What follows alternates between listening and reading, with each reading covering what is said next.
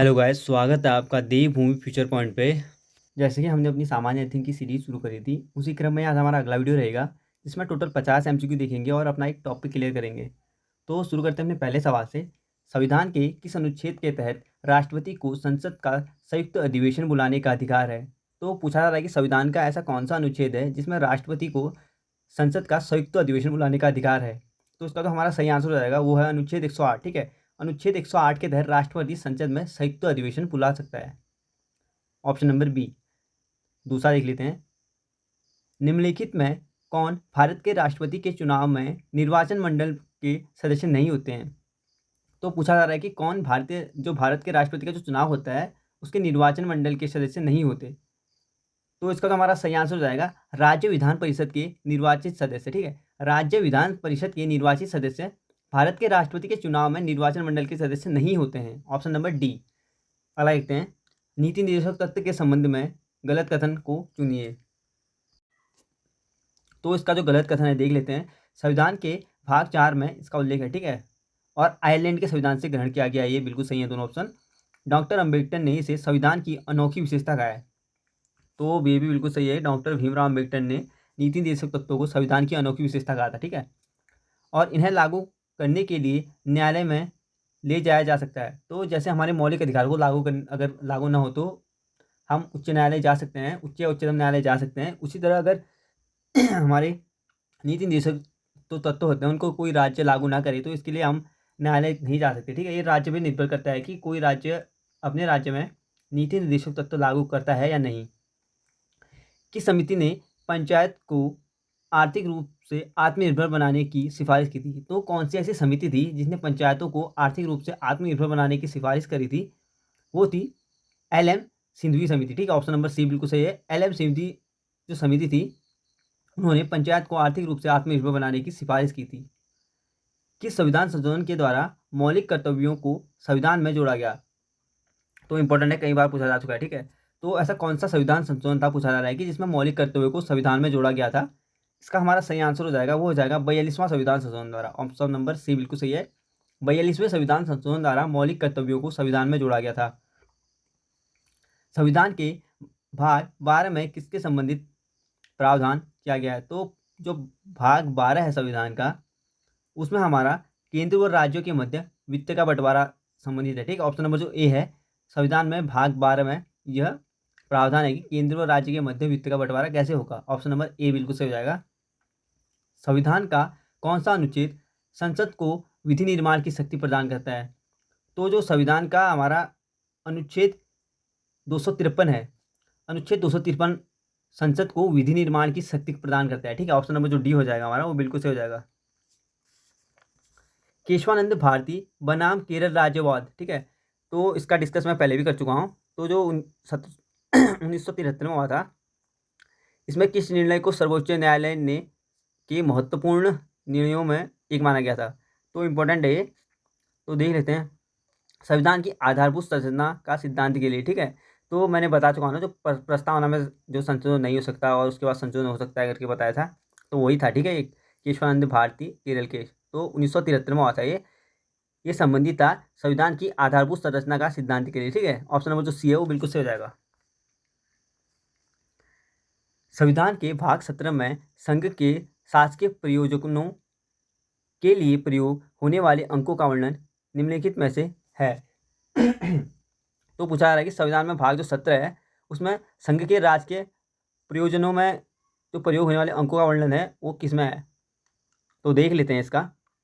तो इसका जो हमारा सही आंसर हो जाएगा वो जाएगा भारतीय अंकों का अंतर्राष्ट्रीय रूप। ऑप्शन नंबर सी बिल्कुल सही हो जाएगा, भारतीय अंकों का अंतर्राष्ट्रीय रूप। ठीक है, राज्यपाल के संबंध में गलत कथन को चुनिए। तो जो राज्यपाल के संबंध में गलत कथन है देख लेते हैं इसको। वेतन राज्य की सिंचित निधि से दिया जाता है, बिल्कुल सही है ये। वेतन भारत की सिंचित निधि से दिया जाता है। तो जो भारत हो गया तो ये केंद्र पे आ गया ना, तो मैंने ऑलरेडी बता चुका हूँ कि वेतन राज्य के दिया जाता है। तो ऑप्शन नंबर जो बी हो जाएगा वो गलत हो जाएगा। पेंशन राज्य की सिंचित निधि से दिया जाता है, गलत हो जाएगा। ठीक है, इसका जो राज्यपाल का इंपॉर्टेंट है कि राज्यपाल का जो वेतन होता है वो तो राज्य की सिंचित निधि से दिया जाता है, पर जो पेंशन होती है वो केंद्रीय यानी भारत की सिंचित निधि से दी जाएगी। ठीक है, ऑप्शन नंबर जो 4 है वो बिल्कुल सही है। यानी 2 और हमारा जो 1 और जो 4 है वो सही हो जाएगा और 2 और 3 हमारा गलत हो जाएगा। तो इसका जो सही आंसर हो जाएगा ऑप्शन नंबर सी, 2 और 3 हमारा कथन गलत है। किस शासक को उसके सिक्कों पर वीणा लिए हुए अंकित किया गया है? तो कौन सा ऐसा शासक था जिसको उसके सिक्के जो थे उस पर वीणा लिए हुए अंकित किया गया था? इसका जो सही आंसर है वो है समुद्रगुप्त। और ऑलरेडी ये टॉपिक मैं सारे क्लियर करवा चुका हूँ, ठीक है आपको। तो समुद्रगुप्त को उसके जो सिक्के थे उस पर वीणा पकड़े हुए अंकित किया गया है, ठीक है। Option number A. वैदिक काल में आजीवन अविवाहित रहने वाली कन्याओं को निम्नलिखित में से क्या कहा जाता था? तो जो वैदिक काल में जो आजीवन अविवाहित रहती थी, ठीक है, जो शादी नहीं करती थी, उन कन्याओं को अमाजु कहते थे। ऑप्शन नंबर जो बी है अमाजु, वो बिल्कुल सही है। ताम्र पाषाणिक स्थलों में अनाज का सबसे बड़ा साक्ष्य किस स्थल से प्राप्त हुआ है? तो जो ताम्र पाषाणिक स्थलों में पूछा रहा है कि अनाज का जो सबसे बड़ा साक्ष्य प्राप्त हुआ है वो प्राप्त हुआ है नवदा टोली से, ठीक है। ऑप्शन नंबर जो सी है नवदा टोली, वहां से अनाज का सबसे बड़ा साक्ष्य प्राप्त हुआ है। 14वीं सदी पूर्व का बोगाज कोई अभिलेख कहाँ से प्राप्त हुआ है? तो जो 14वीं सदी का जो पहले का जो बोगाज कोई अभिलेख है वो प्राप्त हुआ है एशिया माइनर से, ठीक है। ऑप्शन नंबर जो ए है एशिया माइनर से प्राप्त हुआ है बोगाज कोई अभिलेख। निम्नलिखित में से किस संगठन का नाम वर्ष 1885 में बदलकर भारतीय राष्ट्रीय जो कांग्रेस रख दिया गया था?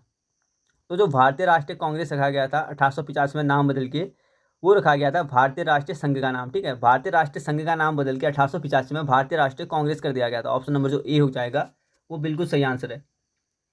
सुभाष चंद्र बोस के बारे में निम्नलिखित में से गलत कथन का चयन कीजिए। तो सुभाष चंद्र बोस के बारे में कथन दिए हमें और हमने गलत कथन का चयन करना है, ठीक है। तो देख लेते हैं।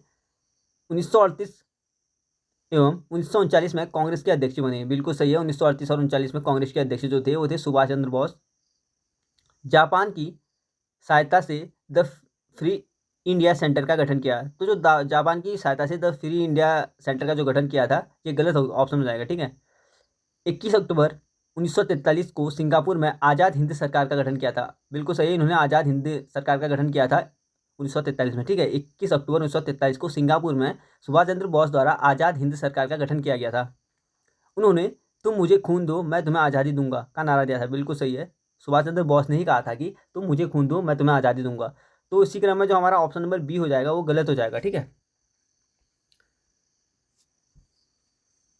मसस्त जागीर की शुरुआत किस मुगल शासक ने की थी?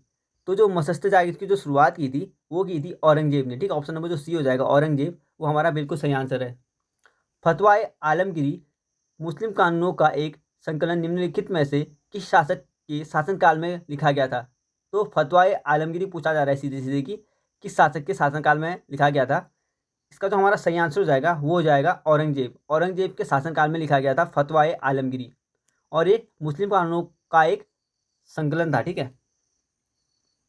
कलकत्ता में हिंदू कॉलेज की स्थापना या संस्थापक कौन थे? तो जो कलकत्ता में हिंदू कॉलेज की जो स्थापना की थी या उसके संस्थापक जो थे वो थे राजा राम मोहन राय, ठीक है। आगे देख लेते हैं। लॉर्ड डलहौजी के द्वारा भारत में रेलवे लाइन डालने का मुख्य उद्देश्य क्या था? तो जो भारत में जो रेलवे लाइन की जो शुरुआत की थी लॉर्ड डलहौजी ने की थी ना 1853 में, 1853 में। तो पूछा जा रहा है कि इसका जो मुख्य उद्देश्य था वो किस उद्देश्य से रेलवे लाइन डाली गई थी? तो खानों को बंदरगाहों से जोड़ना था, ठीक है। जो खान थे, जो भारत में खाने थी उसको बंदरगाह से जोड़ के अपने यहाँ ले जाने का इसका मुख्य उद्देश्य था। तो हमारा जो इसके ऑप्शन के हिसाब से जो हमारा ऑप्शन नंबर सी है खानों को बंदरगाह से जोड़ना, ये बिल्कुल सही हो जाएगा। असहयोग आंदोलन के दौरान विदेशी कपड़ों को जलाने को एक निष्ठुर बर्बादी किसने घोषित किया था? तो जो असहयोग आंदोलन में जो विदेशी कपड़ों का जो बहिष्कार किया जा रहा था और विदेशी कपड़ों की जो होली जलाई जा रही थी उसमें पूछा जा रहा है कि यह कथन किसका था कि यह एक निष्ठुर बर्बादी है? तो इसका जो सही आंसर हो जाएगा वो हो जाएगा रविंद्रनाथ टैगोर ने, ठीक है। रविंद्रनाथ टैगोर ने कहा था कि जो हम ये कपड़ों की होली जला रहे हैं ये क्या है, एक निष्ठुर बर्बादी है। ऑप्शन नंबर जो हमारा सी होगा रविंद्रनाथ टैगोर, ये बिल्कुल सही हो जाएगा। द्वितीय गोलमेज सम्मेलन में कांग्रेस का प्रतिनिधित्व किसने किया था? तो जो गोलमेज सम्मेलन हुए थे, पहला गोलमेज सम्मेलन 1930 में हुआ था, दूसरा 1931 में और तीसरा हुआ था 1932 में, ठीक है। तो पूछा जा रहा है कि जो दूसरा गोलमेज सम्मेलन था यानी 1931 का, उसमें कांग्रेस का जो प्रतिनिधित्व किया था वो किसने किया था? तो ये प्रतिनिधित्व किया था महात्मा गांधी ने, ठीक है। ऑप्शन नंबर जो सी हो जाएगा, महात्मा गांधी ने द्वितीय कांग्रेस जो गोलमेज सम्मेलन था उसमें कांग्रेस का प्रतिनिधित्व किया था। Option number C. निम्नलिखित ब्रिटिश प्रधानमंत्रियों में से किसने भारत में कृषि मिशन भेजा था? तो जो कृषि मिशन भेजा था, पूछा जा रहा है कि किसने भेजा था, ठीक है। तो इसका जो हमारा सही आंसर हो जाएगा वो हो जाएगा, जो कृषि मिशन भेजा गया था वो भेजा गया था विंस्टन चर्चिल द्वारा, ठीक है। विंस्टन चर्चिल ने कृषि मिशन भेजा था भारत में। निम्नलिखित सूचियों का सही मिलान कीजिए। तो एक साइड हमें मसाले दिए हैं और दूसरी साइड शीर्ष उत्पाद क्षेत्र दिए हैं। तो देख लेते हैं हम इसका। केसर, केसर जम्मू कश्मीर है। और जो दूसरा है काली मिर्च, काली मिर्च का केरल है। हल्दी, हल्दी आंध्र प्रदेश। और जीरा हो जाएगा राजस्थान, ठीक है। केसर जम्मू कश्मीर, काली मिर्च केरल, हल्दी आंध्र प्रदेश, जीरा हो जाएगा राजस्थान। तो हमारा जो ऑप्शन नंबर बी हो जाएगा, 1 का 4, 2 का 3, 3 का 2 और 4 का 1, बिल्कुल सही है ऑप्शन नंबर बी। किस कीमत को किसान के लिए बीमा कीमत की संज्ञा दी जाती है? तो पूछा जा रहा है कि कौन सी ऐसी कीमत है जिसको किसान के लिए बीमा कीमत की संज्ञा दी गई है। तो इसका जो हमारा सही आंसर हो जाएगा वो हो जाएगा न्यूनतम समर्थन मूल्य, ठीक है। ऑप्शन नंबर सी बिल्कुल सही हो जाएगा। एमएसपी बोलते हैं इसको, न्यूनतम समर्थन मूल्य को। अगला देखते हैं, राष्ट्रीय कृषि तथा ग्रामीण विकास बैंक यानी नाबार्ड की बात की जा रही है कि जो स्थापना किस समिति की अनुशंसा पर की गई थी? तो जो नाबार्ड की स्थापना की गई थी राष्ट्रीय कृषि एवं ग्रामीण बैंक की, तो पूछा रहा है कि इसकी जो स्थापना की गई थी कौन सी समिति की अनुशंसा पर की गई थी? तो इसका जो हमारा सही आंसर हो जाएगा वो हो जाएगा शिवरमन सिंह समिति की, ठीक है। ऑप्शन नंबर जो सी है, शिवरमन सिंह समिति की जो अनुशंसा पे राष्ट्रीय कृषि तथा ग्रामीण विकास बैंक नाबार्ड की स्थापना की गई थी। ऑप्शन नंबर सी बिल्कुल सही है। भिलाई इस्पात संयंत्र किस देश की सहायता से स्थापित किया गया? इंपॉर्टेंट है। तो जो भिलाई इस्पात संयंत्र निर्माण किया गया है वो किया गया है सोवियत संघ की सहायता से, ठीक। ऑप्शन नंबर ए बिल्कुल सही हो जाएगा, भिलाई इस्पात संयंत्र सोवियत संघ की सहायता से स्थापित किया गया है। निम्न पर विचार करें। तो देखना है हमें, तो देख लेते हैं इसका। गर्म और शुष्क जलवायु, हल्की और गीली सर्दी, सदाबहार ओके के पेड़, उपरोक्त भौगोलिक विशेषताएं निम्नलिखित में से किस क्षेत्र की विशिष्ट विशेषताएं हैं? तो जो ये विशेषताएं दी है ऊपर, पूछा जा रहा है कि कौन से क्षेत्र की विशेषताएं हैं। तो इसका जो हमारा सही आंसर हो जाएगा वो हो जाएगा ये भूमध्य सागरीय क्षेत्र की विशेषताएं हैं, ठीक है। ऑप्शन नंबर ए बिल्कुल सही हो जाएगा। निम्नलिखित में कौन एक सही सुमेलित नहीं है? तो देख लेते हैं कौन एक सही सुमेलित नहीं है। तो हमें दर्रे दिए हैं और दूसरी साइड राज्य दिए हैं। तो देख लेते हैं कौन सा सुमेलित नहीं है। बड़ा चाला दर्रा, तो जो बड़ा चला या बाढ़ चला भी बोलते हैं, ठीक है इसको, ये दर्रा हिमाचल प्रदेश में, बिल्कुल सही है। सिपकीला दर्रा, तो जो सिपकीला दर्रा है वो हिमाचल प्रदेश में, वो भी बिल्कुल सही है। माना दर्रा, माना दर्रा ये सिक्किम में नहीं है, ठीक है, ये है उत्तराखंड में। जेलेपला दर्रा, तो जो जेलेपला दर्रा है वो सिक्किम में है। तो जो हमारा ऑप्शन नंबर सी है वो सुमेलित नहीं है। अगला देखते हैं, नामचा बरवा हिमालय के किस श्रेणी में स्थित है? तो नामचा बरवा जो हिमालय के क्षेत्र में स्थित है वो है हिमाद्री या बृहद हिमालय। ऑप्शन नंबर जो भी है हिमाद्री या बृहद हिमालय में स्थित है, ठीक है। नदियों की विसर्पी विसर्प वाहिका जो गोखुर झील के रूप में पाई जाती है क्या कहलाती है? तो जो नदियों की विसर्प वाहिका है जो गोखुर के रूप में पाई जाती है, ठीक है, यानी गाय के खुर के झील के रूप में पाई जाती है, पूछा जा रहा है कि वह क्या कहलाती है? इसका जो सही आंसर हो जाएगा वो जाएगा मन कहलाती है। ऑप्शन नंबर जो सी है मन, वो बिल्कुल सही है। मरुद्यान किसे कहा जाता है? तो जो मरुद्यान कहा जाता है वो कहा जाता है रेगिस्तान में हरियाली व जल वाला क्षेत्र, ठीक है। रेगिस्तान में जो हरियाली और जल वाला क्षेत्र होगा उसे मरुद्यान कहा जाता है। निम्नलिखित घास के मैदानों में कौन सही सुमेलित है? तो घास के मैदान दिए हैं और कौन सी जगह घास के मैदान को क्या कहा जाता है वो दिया है, ठीक है। तो देख लेते हैं कौन सा सही सुमेलित है। तो इसका जो हमारा सही आंसर हो जाएगा वो हो जाएगा लानौज। लानौज जो घास के मैदान है वो वेनेजुएला में कहा जाता है, ठीक है। ऑप्शन नंबर जो सी है वो बिल्कुल सही सुमेलित है। आयतन की दृष्टि से साफ पानी की सबसे बड़ी झील है, तो जो आयतन की दृष्टि से साफ पानी की सबसे बड़ी झील है वो है बेकाल झील। ऑप्शन नंबर ए बिल्कुल सही है। टोरेस जल डमरू मध्य किन दो द्वीपों के मध्य स्थित है? तो जो टोरेस जल डमरू मध्य है वो हमारे ऑस्ट्रेलिया व पापू न्यू गिनी के मध्य है, ठीक है। टोरेस जलडमरू मध्य ऑस्ट्रेलिया और पापू न्यू गिनी के मध्य है। ऑप्शन नंबर ए बिल्कुल सही हो जाएगा इसका। फाइबर ऑप्टिक्स किस सिद्धांत पर कार्य करता है? तो जो फाइबर ऑप्टिक्स जो सिद्धांत पे कार्य करता है वो करता है संपूर्ण आंतरिक परावर्तन पे। ऑप्शन नंबर जो सी हो जाएगा, संपूर्ण आंतरिक परावर्तन, वो बिल्कुल सही आंसर है। मेढक के संबंध में निम्नलिखित में असत्य कथन कौन सा है? तो जो मेढक के संबंध में असत्य कथन देखना है तो इसका जो सही आंसर हो जाएगा वो हो जाएगा असत्य कथन, कायांतर में आंत बड़ी हो जाती है। यह असत्य कथन है, ठीक है। कायांतर में आंत बड़ी हो जाती है, ये मेढक के कथन में असत्य कथन है। सही कथन देख लेते हैं। त्वचा से सांस लेते हैं, बिल्कुल सही है। शीत रक्त प्राणी है, बिल्कुल सही है। ये उभयचर वर्ग के अंतर्गत आते हैं। तो हमारा जो ऑप्शन नंबर सी हो जाएगा वो असत्य हो जाएगा। एक कार्बन क्रेडिट का मान कितना होता है? तो एक कार्बन जो क्रेडिट होता है उसका जो मान पूछा जा रहा है वो होता है 1000 जो किलोग्राम है, ठीक है। ऑप्शन नंबर जो सी है 1000 किलोग्राम CO2, ये एक कार्बन क्रेडिट का मान होता है। ऑप्शन नंबर सी। मानव शरीर में ऑक्सीजन की मात्रा कितनी प्रतिशत होती है? तो जो मानव शरीर में ऑक्सीजन की मात्रा होती है वो होती है 65%। ऑप्शन नंबर जो डी हो जाएगा 65%, बिल्कुल सही है। निम्नलिखित में से कौन सुमेलित नहीं है? तो कौन सुमेलित नहीं है देख लेते हैं। मैग्नीशियम आतिशबाजी, बिल्कुल सही है। मैग्नीज फर्टिलाइजर, बिल्कुल सही है। टंगस्टन इलेक्ट्रिक बल्ब, बिल्कुल सही है।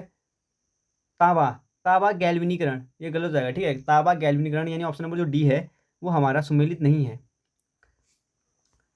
निम्नलिखित में से किसकी मात्रा अम्ल वर्षा में जो सबसे अधिक होती है? तो जो अम्लीय वर्षा होती है पूछा जा रहा है कि किसकी मात्रा सर्वाधिक पाई जाती है अम्लीय वर्षा में?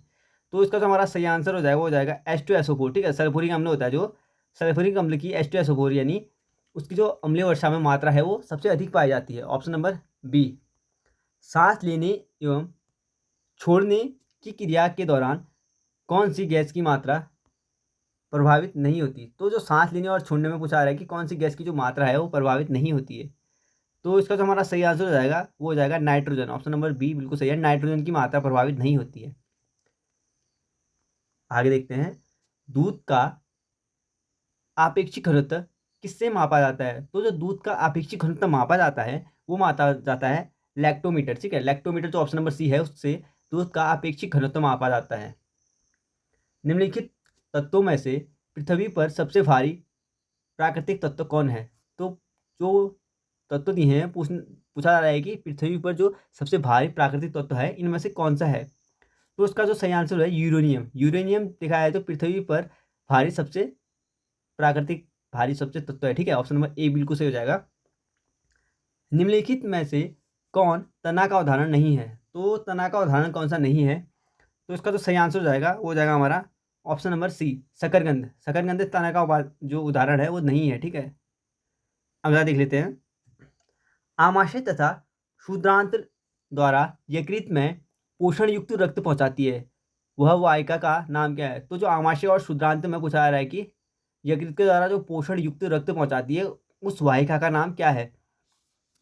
तो यकृत प्रवेश द्वार शिरा, ठीक है। ऑप्शन नंबर जो डी है यकृत प्रवेश द्वार शिरा आमाशय तथा क्षुद्रांत द्वारा यकृत में पोषक युक्त रक्त पहुंचाती है। ऑप्शन नंबर जो डी हो जाएगा वो बिल्कुल सही है। मलेरिया से प्रभावित होने वाला अंग कौन सा है? तो जब मलेरिया हो जाता है तो उससे हमारा कौन सा अंग प्रभावित होता है वो पूछा जा रहा है। प्लीहा, जो प्लीहा है ऑप्शन नंबर जो सी है प्लीहा, वो प्रभावित होता है हमारे मलेरिया से, ठीक है। Option number C. वस्त्र निर्माण में प्रयोग में लाए जाने वाले ऐसे पदार्थ जिनका स्रोत पादप नहीं होता कहलाते हैं। तो जो हम वस्त्र का निर्माण करते हैं तो पूछा जा रहा है कि उनके जो प्रयोग में लाए जाने वाले ऐसे पदार्थ जिनका प्रयोग या जिनका स्रोत पादप नहीं होते तो वो क्या कहलाते हैं? इसका सही आंसर हो जाएगा संश्लिष्ट तंतु, ठीक है। संश्लिष्ट तंतु का यूज किया जाता है जब हम पादप नहीं होते हमारे जो पदार्थ जिनसे हम वस्तु निर्माण करते हैं, ठीक है, वो होते हैं संश्लिष्ट तंतु। Option number A. निम्नलिखित में से कौन सा आनुवंशिक रोग नहीं है? तो जो आनुवंशिक रोग नहीं है वो हो जाएगा डेमेशिया। ऑप्शन नंबर जो ए है डेमेशिया आनुवंशिक रोग नहीं है, ठीक है। अगर आपको एमसीक्यू स्पीड में हो रहे तो आप पॉज करके देख सकते हैं, ठीक है। पॉज करके अपने आंसर लगाइए और फिर वीडियो चालू करिए। हमारे शरीर को मुख्य रूप से ऊर्जा प्रदान करता है। तो जो हमारे शरीर को मुख्य रूप से ऊर्जा प्रदान करता है वो करता है कार्बोहाइड्रेट। ठीक, ऑप्शन नंबर जो ए है, कार्बोहाइड्रेट मुख्य रूप से हमारे शरीर को ऊर्जा प्रदान करता है, ऑप्शन नंबर ए। तो हमने 50 MCQ देख लिए हैं, तो अब हम टॉपिक की तरफ चलते हैं। ठीक है, विश्व की पहली रेलगाड़ी चलाई गई थी। तो जो विश्व की पहली रेलगाड़ी चलाई गई थी वो चलाई गई थी 1825 में। भारत में पहली रेलगाड़ी चलाई गई थी। भारत में पहली रेलगाड़ी जो डलहौजी के टाइम पे बता चुका हूँ मैं, उसके टाइम पे चली गई। ठीक है, 1853 में। भारत में पहली विद्युत ट्रेन चलाई गई थी। पहली विद्युत ट्रेन चलाई गई थी 1925 में। भारत में पहली राजधानी एक्सप्रेस ट्रेन चलाई थी। तो राजधानी जो एक्सप्रेस ट्रेन चलाई गई थी वो चलाई थी 1969 में। भारतीय रेलवे बोर्ड की स्थापना हुई थी 1905 में। भारतीय रेलवे बोर्ड की स्थापना हुई थी। भारतीय रेलवे बोर्ड का राष्ट्रीयकरण हुआ था। तो जो भारतीय रेलवे बोर्ड का जो राष्ट्रीयकरण हुआ था वो हुआ था 1950 में। रेल बजट को आम बजट से अलग किया गया था, इंपॉर्टेंट है। ठीक है, रेल बजट को आम बजट से जो अलग किया गया था 1924-25 में किया गया था एकवर्थ कमेटी की सिफारिश पर। ठीक है, एकवर्थ कमेटी ने सिफारिश दी थी कि रेल बजट और आम बजट को अलग कर देना चाहिए करके। तो 1924-25 में अलग करके बताया गया था रेल बजट और आम बजट को। रेल बजट को पुनः आम बजट में शामिल किया गया। तो जब रेल बजट को एक बार अलग करके आम बजट में दोबारा से जो शामिल किया गया था, यानी रेल बजट और आम बजट दोनों को जब शामिल किया गया था आपस में, उसको किया गया था 2017 में। कलकत्ता मेट्रो रेल की शुरुआत हुई थी। तो जो कलकत्ता मेट्रो रेल की जो शुरुआत हुई थी वो हुई थी 1984 में। दिल्ली मेट्रो रेल की शुरुआत हुई थी तो 2002 में हुई थी दिल्ली मेट्रो रेल की शुरुआत। स्वतंत्र भारत का पहला मोनो रेल चलाया गया। तो जो स्वतंत्र भारत का पहला मोनो रेल चलाया गया था वो चलाया गया था 2014 में और मुंबई में। भारत का पहला रेलवे विश्वविद्यालय खोला गया। तो जो भारत का पहला रेलवे विश्वविद्यालय खोला गया था वो खोला गया था बड़ौदा गुजरात में, बड़ौदा गुजरात। ठीक है, भारत का सबसे बड़ा बंदरगाह है। तो जवाहरलाल नेहरू बंदरगाह जो मुंबई का है वो भारत का सबसे बड़ा बंदरगाह है। ठीक है, इंपॉर्टेंट है ये। भारत का सबसे गहरा बंदरगाह, तो विशाखापट्टनम जो था बंदरगाह है वो भारत का सबसे बड़ा बंदरगाह है, सॉरी गहरा बंदरगाह है। बड़ा बंदरगाह के क्रम में जवाहरलाल नेहरू बंदरगाह मुंबई का है और गहरा बंदरगाह है विशाखापट्टनम। भारत का कृत्रिम बंदरगाह है। तो जो भारत का कृत्रिम बंदरगाह है वो चेन्नई का है। भारत का ज्वारीय बंदरगाह, इंपॉर्टेंट है। ठीक है, ये सारी। तो जो भारत का ज्वारीय बंदरगाह है ये है कांडला। राष्ट्रीय मार्ग देख लेते हैं, जल मार्ग और लंबाई कहाँ से कहाँ तक के हैं। तो NW, तो जो NW है, NW1 वो 1620 किलोमीटर का है इलाहाबाद से हल्दिया तक। NW2 891 किलोमीटर का है और सदिया से धूबरी तक। NW3, तो जो NW3 है 205 किलोमीटर का है और कोल्लम से कोटापुरम तक है। NW4, तो जो NW4 है वो 1095 किलोमीटर का है और काकीनाडा से मरक्कानम तक है। NW5 623 किलोमीटर है और तलचर से धमरा तक है। NW6, तो जो NW6 है वो 221 किलोमीटर है और लखीपुर से भांगा तक है। तो गाइस हमारा जो टॉपिक था वो क्लियर हो चुका है। वीडियो पसंद आया तो वीडियो को लाइक करें, कमेंट करें, चैनल को सब्सक्राइब करें। Thank you.